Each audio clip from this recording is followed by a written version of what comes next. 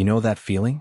It's a Tuesday morning, maybe a Wednesday, you're stumbling towards the coffee maker, eyes half closed, brain still stuck in that weird gray zone between sleep and reality. You grab your phone, just a reflex, and you thumb through the notifications. And there it is.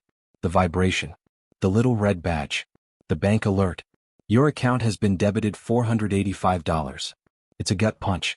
Even if you were expecting it, even if you budgeted for it, it doesn't matter. It stings. You see that number drop, and for a split second you feel smaller. You worked 2 weeks, maybe 3, and a giant chunk of that vitality just evaporated into the ether to pay for a machine that sits in your driveway. It's heavy. And then one day it stops. You check the phone. You brace yourself for the sting. But it doesn't come. The alert isn't there. You check the balance. It's higher. It stays higher. And suddenly the air in the room feels different. It feels lighter. That specific moment, the moment the car loan dies, isn't just a transaction. It's a psychological reset button. And here is the weird part, nobody really talks about the aftermath. We talk about the struggle to pay it off, the debt snowball, the sacrifice. But we don't talk about the strange, quiet emptiness that follows, or the sudden, terrifying temptation that hits you about 3 weeks later. My name is Jack, and I spend way too much time thinking about money, financial psychology, and why some people seem to effortlessly build wealth while others stay stuck in the same financial patterns for decades. And I've realized that paying off a car loan is actually one of the most dangerous and most pivotal moments in a person's financial life. It's not just about having an extra $400 or $500 a month. It's about who you become when that monthly ball and chain drops off your ankle. So, if you've recently paid off a car or you're staring down the last few payments, listening to that number get smaller and smaller, you need to understand what's coming. Because the way you handle the next 6 months is going to determine your financial trajectory for the next 20 years. No exaggeration. Let's take a drive. So, first off, let's talk about the phantom limb. I call it the phantom payment syndrome. When you've had a car payment for 5 years, 6 years, sometimes these crazy 7-year terms people sign up for now, your brain physically rewires itself. You create a mental budget that assumes that money is gone. It's like rent. It's like taxes. It's just the cost of breathing air in the civilized world. You operate in the space left over after the payment. I remember when I was paying off my first car. It was nothing fancy, just a standard sedan that got me from point A to point B, but I felt like I was driving the space shuttle because it was mine. Well, sort of. It belonged to the bank until that final Tuesday. For years, I looked at my paycheck and immediately subtracted that number. Okay, rent is gone, insurance is gone, car note is gone. What's left for groceries? Then the day came. I made the final payment. I sat on my couch, expecting confetti to fall from the ceiling. I expected a choir of angels to sing. But honestly, I just felt anxious. I kept checking my banking app. Did they forget? Did the system glitch? Why is there so much money sitting in my checking account? It felt illegal. It felt like I was walking around with someone else's wallet. That is the first hurdle.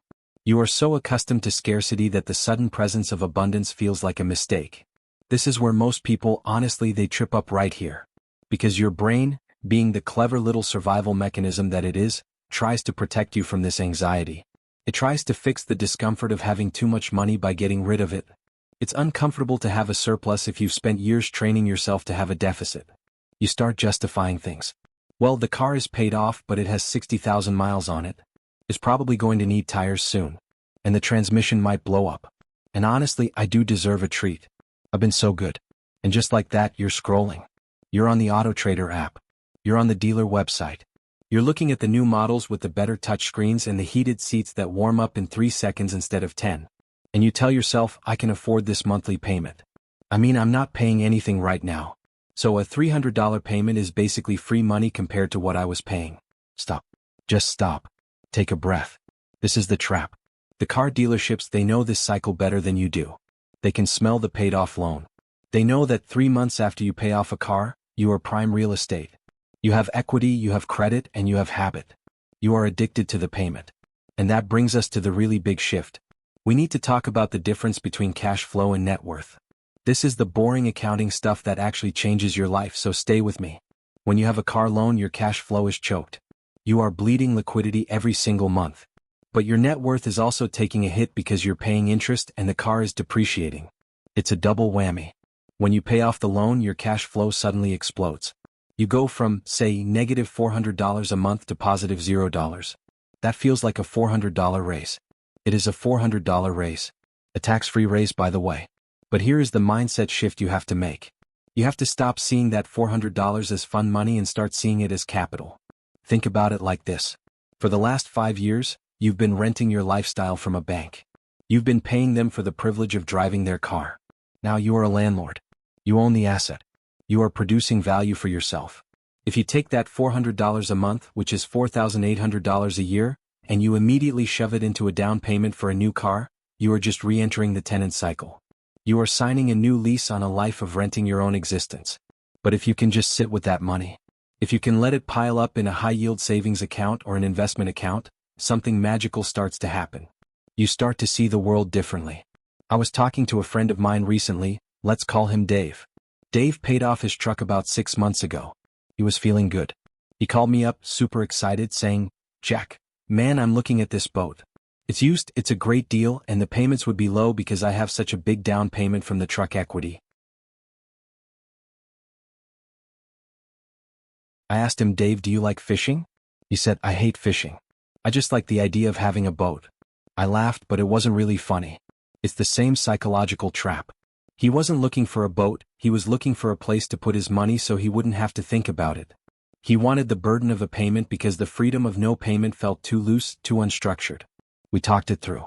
I told him, "Look, take that boat payment amount. Just pretend you still have the truck payment. Pay it to yourself for 6 months. If you still want the boat in 6 months, buy it with cash. If not, you just bought yourself a financial emergency fund." He didn't buy the boat. You know what he did? He fixed the roof on his garage. He paid off a credit card. And last week he told me he slept better than he has in years. That is the change. It's the shift from being a consumer to being a controller. Another thing that nobody warns you about is the shift in your risk tolerance. This is a subtle one, but it's huge. When you have a car loan, you are fragile. You are one blown head gasket away from a disaster. You are one layoff away from repossession. You walk into work every day with an invisible backpack full of rocks. You can't take risks. You can't ask for that raise because you're terrified they'll fire you. You can't start that side hustle because you need every spare minute to make sure you don't miss a payment. You are operating from a place of fear. And when you operate from fear, you make bad decisions. You stay in jobs you hate. You stay in relationships that drain you. You settle. When the car loan is gone, the backpack comes off. I've seen this happen so many times. It's like people stand up straighter. They walk differently. There is a subtle swagger that comes with owning your mode of transportation outright. It's a primal thing. You don't owe anybody anything. Suddenly, you look at your boss differently. You think, you know what? If I push back on this project and he fires me, I can survive for a few months because I don't have that $500 anchor dragging me down. And ironically, that confidence makes you better at your job. It makes you more attractive to employers. It makes you more willing to take calculated risks in your career. It's the same with entrepreneurship. So many people want to start a business, but they can't afford the dip in income. They can't afford the irregular months. But if your fixed expenses just dropped by $400 or $500 a month, you just bought yourself the freedom to fail. And that freedom to fail is the only thing that leads to success. I honestly think this is the most underrated benefit of being debt-free. It's not the math. The math is just numbers on a page. It's the options. When you don't owe money, you have options. And options, my friends, are the true currency of wealth. But let's be real here for a second. It's not all sunshine and rainbows. There is a dark side to paying off your car that we need to address, and if you don't see it coming, it can bite you hard. I'm talking about the maintenance shock. You see, when you have a car loan, you're sort of incentivized to trade the car in before things get too expensive. You drive it for 3 or 4 years, the warranty is maybe running out, and you think, tires are due soon, brakes are squeaking, time to upgrade. You roll that negative equity into a new loan and you get a fresh warranty.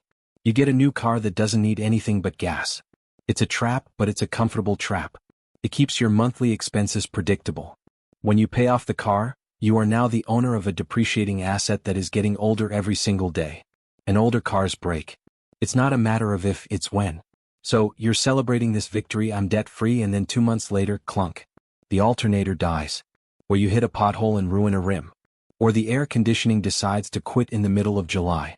The bill comes. $800. $1,200. And you feel this wave of frustration.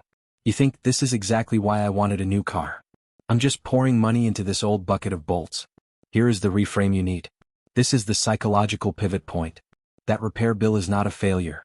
It is a payment. It is a payment that replaces the car note. Let's do the math because sometimes the math helps ground the emotions.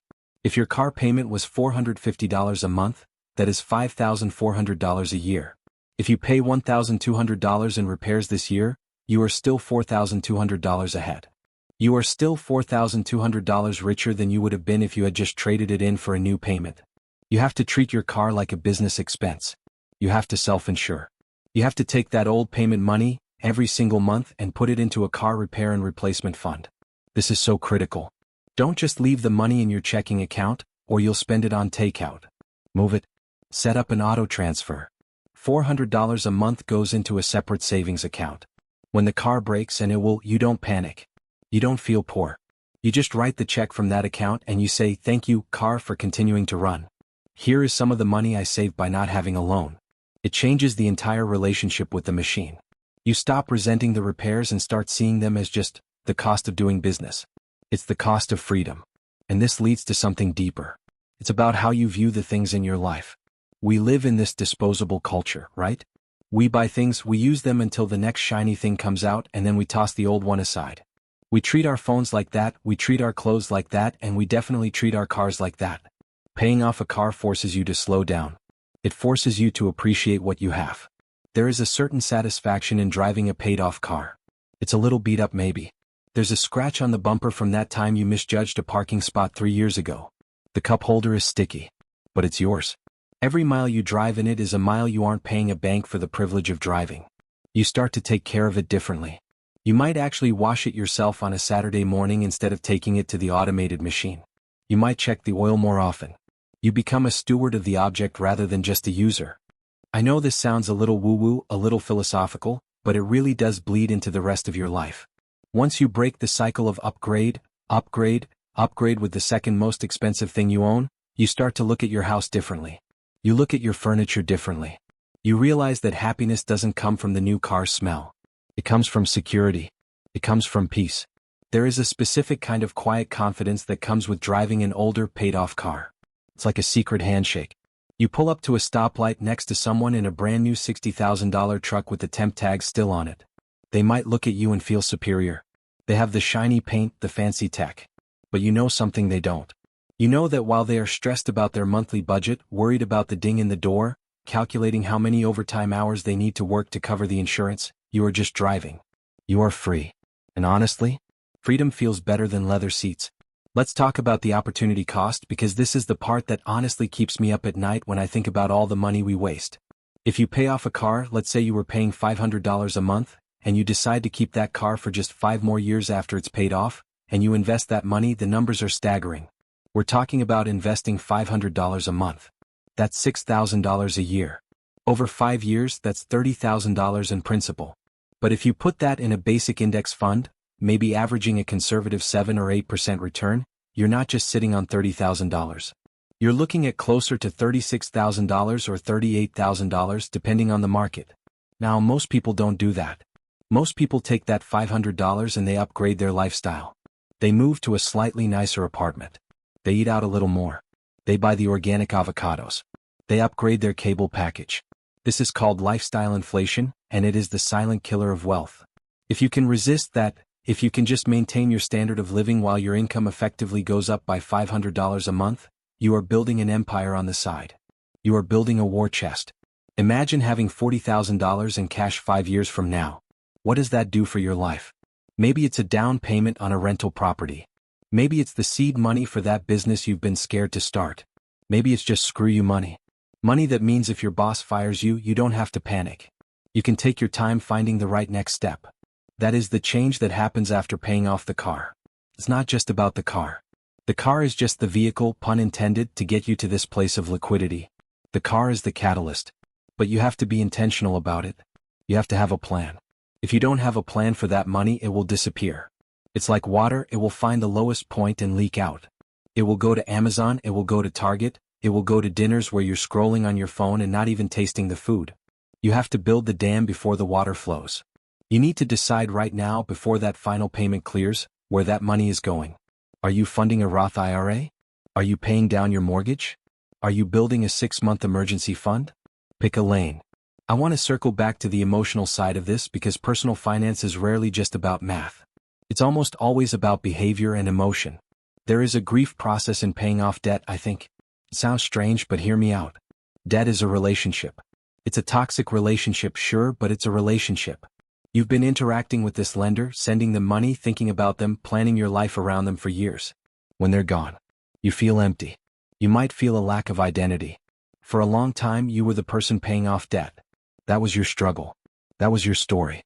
Oh, I can't go. I'm on a strict budget to pay off my car. It gave you a reason to say no. It gave you a shield against social pressure. Once the debt is gone, you lose the shield. People ask you to do things and you don't have the excuse of I'm broke. You have the money. You just have to choose whether to spend it. That requires adulting on a different level. It requires you to set boundaries not because you have to, but because you choose to. I went through this. When I paid off my student loans, granted that's a different beast, but the psychology is the same. I felt lost for a month. I was so used to the grind. I was so used to the fight. When the fight ended, I didn't know who I was. I had to redefine myself. I wasn't a debtor anymore. I was a builder. It took a minute to get comfortable in that skin. So give yourself some grace. If you pay off your car and you feel a little weird or you feel the urge to go out and buy a jet ski immediately, understand that it's just your brain trying to find its footing. It's trying to recalibrate. Take a breath. Go for a walk. Look at your car parked in the driveway. It's not a status symbol. It's not a reflection of your worth. It's a tool. It's a hunk of metal and plastic that gets you to work so you can live your life. And now, the work you do is finally starting to pay you instead of paying the bank. So, where do we go from here? If you're watching this and you're still in the thick of it, you're still seeing that minus $450 notification every month, I see you. Keep going. The light at the end of the tunnel isn't a train, it's actually just a very beautiful, very freeing absence of notifications. It's silence. And it's worth every ramen noodle dinner you had to eat to get there. If you're watching this and you just made that final payment, congratulations. Seriously. Take the win. But please be careful. The enemy isn't the bank anymore. The enemy is your own habits. The enemy is the part of you that thinks a new car will fix a bad day, or that a shiny toy will make you feel successful. You have the opportunity to change your entire family tree with the money you're about to save. It sounds hyperbolic, I know, but it's true. Wealth is rarely built in giant lump sums. It's built in these quiet, boring moments. It's built when you drive the paid-off car for another 3 years and invest the difference. It's built when you resist the urge to upgrade. Everything changes after you pay off your car loans, but only if you let it. It changes from a life of chasing payments to a life of creating options. It changes from a life of stress to a life of security. Don't let this moment slip by. Don't let the marketing algorithms steal your victory. Stay weird, stay intentional, and keep driving that car until the wheels fall off. Because when the wheels fall off, you'll have the cash in the bank to buy new ones. And that, my friends, is a feeling that money just can't buy. Until next time.